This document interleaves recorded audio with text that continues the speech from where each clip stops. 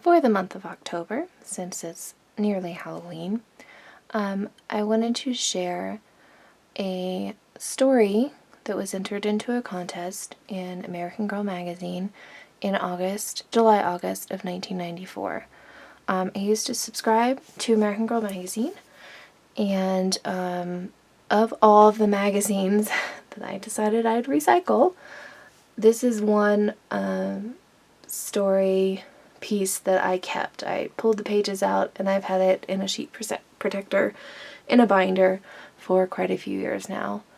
And I really loved this story, and so I decided to keep it. American Girl had a story contest, and they asked the entrants to start their stories with the sentence, "Jamie had warned her 1,000 times, but she never listened."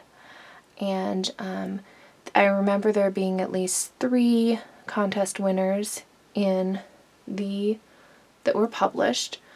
This one was my favorite, and so I am going to read The Girl Who Became a Ghost by Erin Donahue, illustrated by Chris Sheban.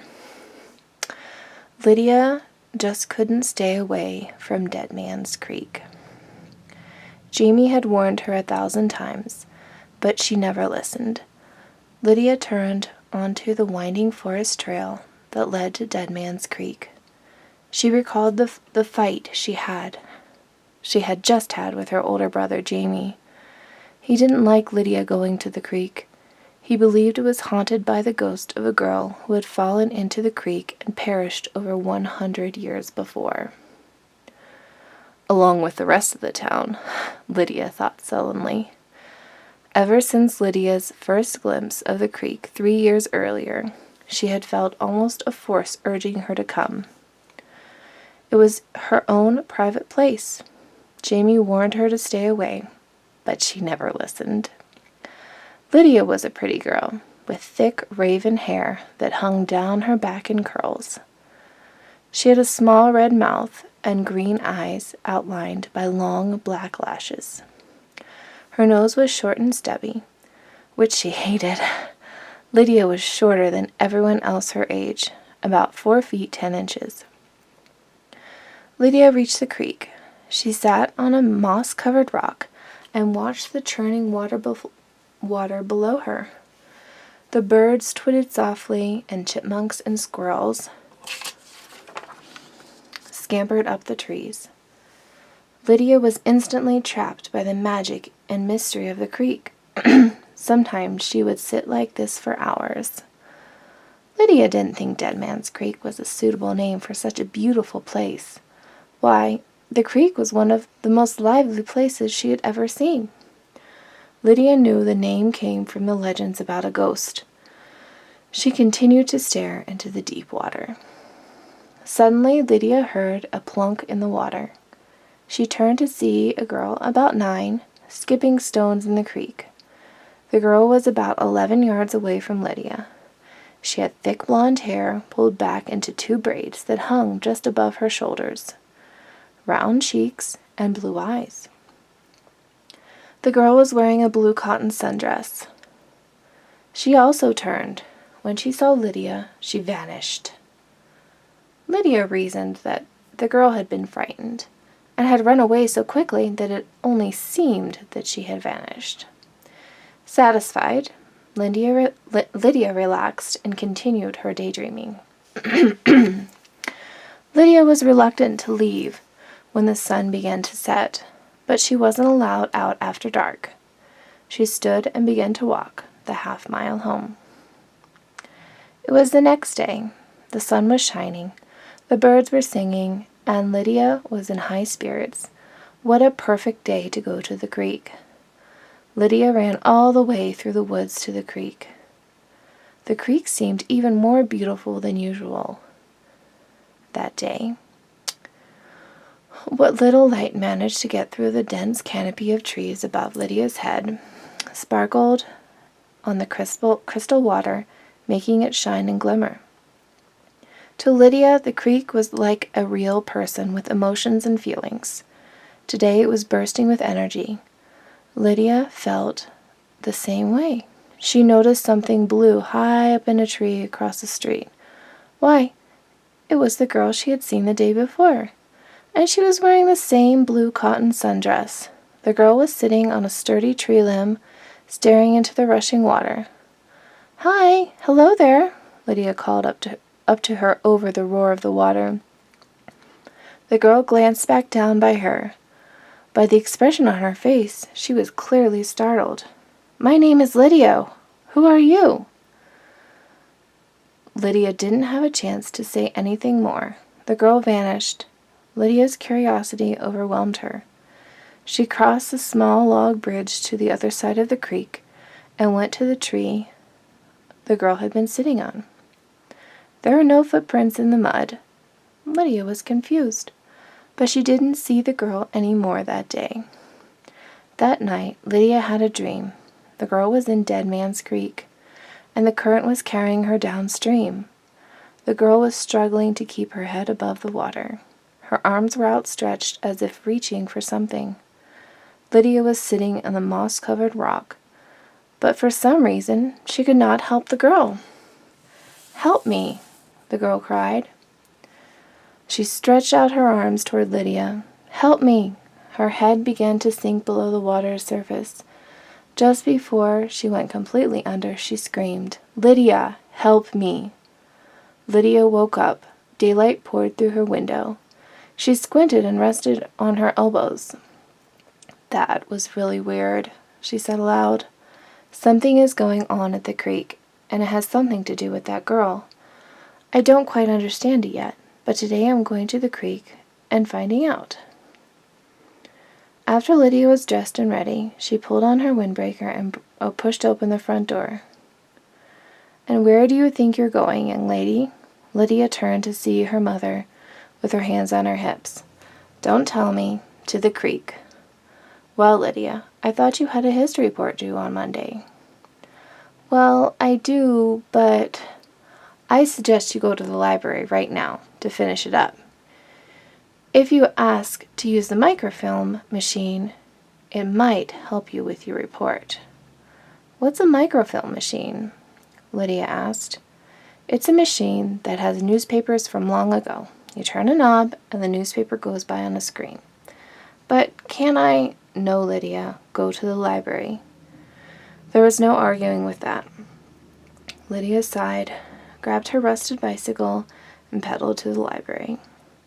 Soon she was sitting before the screen of a microfilm machine, turning the knob and watching the newspaper whiz by. She was looking at the newspaper for May 1874. Then something caught her eye. It was a small article that went like this. "The body of Susan O'Connor of Fort Orchard Road was found today in the creek.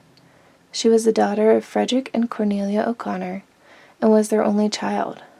Susan O'Connor was suspected to have fallen into the creek, but how or why it happened has not been found out yet. Funeral services will be held at the cemetery 10 a.m. on Monday." Lydia looked at the picture. Susan had been pretty, with 2 blonde braids that hung just above her shoulders. She had a small red mouth, round cheeks, and blue eyes. She seemed so familiar. Lydia let out a short scream. Susan O'Connor was the girl she had seen near the creek. Susan was the ghost of Dead Man's Creek. The legends were true. A million things flashed through Lydia's mind at once. The date of the newspaper was May 14. Today was May 14. Today was the anniversary of Susan O'Connor's death. Lydia remembered a movie she had seen about a ghost who appeared to a girl on the anniversary of the ghost's death and reenacted the entire death. The girl saved the ghost, and the ghost could rest in peace. Maybe that's what Susan wanted. Maybe that's what Lydia's dream meant. Susan had been asking for help. She could be drowning in the creek right now. If Lydia saved her, then she could rest in peace. But what if it was too late? What if Susan had already drowned in the creek? Lydia left the microfilm machine on and ran out of the library. Then she grabbed her bike and pedaled as fast as she could to the creek. gripping the handlebars so hard that her knuckles turned white. She reached the creek, parked her bike, and jumped off. What if she was too late? But she was not too late. She could hear a soft voice calling, upstream calling for help. As it came downstream, the voice became louder. It was Susan. Relief and nervousness flooded Lydia at the same time. How could she save Susan if she was in the middle of the creek? Lydia carefully stepped onto a small rock in the creek. Then she stepped into another and another, being careful not to slip and fall into the icy water. She reached a big rock in the middle of the creek and squatted down. Then she reached out her arms. Susan was coming downstream with her, arms outstretched like in the dream. "Grab my hands," Lydia called to Susan. She caught Susan by the arms. Suddenly, Susan's face was evil. She smiled wickedly, as if she had completed an evil task, and laughed menacingly. Then, with much more strength one would have expected from a 9-year-old girl, she heaved Lydia into the creek. The icy water swallowed her up. Susan hadn't wanted help at all. She wanted Lydia to die in the creek as she had. Then she could rest in peace. Lydia struggled to get her head above the water, but her feet were trapped. The last thing Lydia saw was the wavery image of Susan above her in the water. Her eyes flashed an evil red, and she vanished. Then everything went black. No one ever found Lydia in the creek. She perished just as Susan had. The police found Lydia's bike parked at the creek and found the article she had left on the microfilm machine. They knew it was linked to her death, but they didn't know how. Now Lydia, instead of Susan, is the ghost of Dead Man's Creek. There have been reports of passerby claiming to see a pretty young girl with thick raven hair, green eyes, a small red mouth, and a short stub of a nose. About 4 feet 10 inches tall at the creek. Sometimes she is seen sitting on a moss-covered rock. Other times she stands on the log bridge. She is always staring into the water. Perhaps, like Susan, she will pick a young girl as her victim, one who is enchanted with the creek and comes there often. Watch out. It could be you. There's also an author's note here, and it says, "Meet the author, Erin Donahue. My story started with the idea of a ghost that needed help, but really needed to kill. Then I added a creek to set the scene for danger. I threw in a legend for a spooky element. I've always loved writing, and I am overwhelmed at being published." And this was written by 11-year-old Erin Donahue. And at the time, in 1994, when this was published, she lived in Bloomfield, Connecticut. Thanks for watching.